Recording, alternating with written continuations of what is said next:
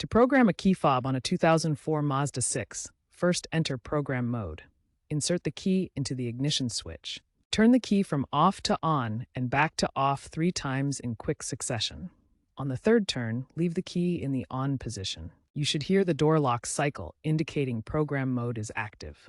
The car is now ready to accept the new key fob code. Be prepared to pair the fob right away, as this mode lasts only a short time. Once the vehicle is in program mode, indicated by the door lock cycling, immediately take your new key fob and press any button on it, such as the lock or unlock button. This sends a signal to the car's computer.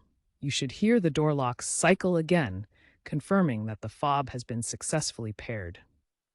If you have multiple fobs to program, repeat this step for each fob within the short time window allowed by the program mode. After programming all fobs, turn the ignition key to the off position. Test all the programmed key fobs to ensure they correctly lock and unlock the doors.